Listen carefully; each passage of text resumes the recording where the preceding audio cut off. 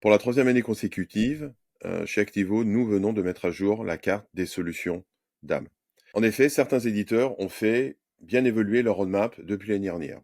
C'est pour ça que vous verrez dans cette carte un certain nombre de petites évolutions. Le but de cette carte n'est pas non plus une course et de comparaison avec ce que peuvent faire Gartner ou Forrester. L'idée est vraiment toujours au cœur de notre approche agnostique d'identifier un maximum de solutions, des plus petites aux plus grandes, mais en respectant quand même un minimum les fondations du DAM, réunies autour de ce que l'on appelle, nous, à travers nos spécifications avec DAM-News, les DAM Open Specifications. Donc, ça va depuis l'ingest de n'importe quel type de média, son enrichissement, les métadonnées, IPTC, le partage collaboratif et la diffusion.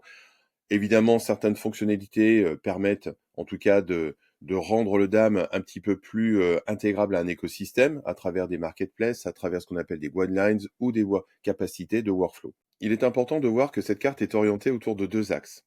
Un axe lié à la stratégie, parce que effectivement, une carte présente des solutions, mais ces solutions sont adaptées à des marchés spécifiques, avec des enjeux spécifiques et des investissements qui leur sont propres. Et une dimension de complexité, complexité étant le terme plutôt anglo-américain.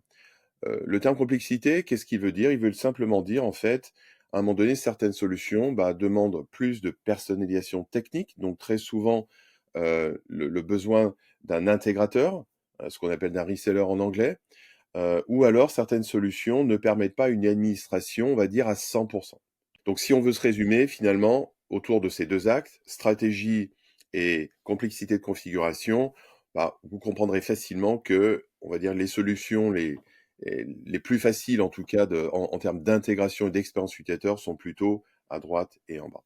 Mais nous le répétons, ce n'est pas une course, donc quelle que soit la solution finalement au cœur de cette carte, il est très important de se dire qu'en 2025, et comme nous avons l'habitude de le dire dans notre ADN, la réussite, c'est 5% de techno et 95% de process et d'humain.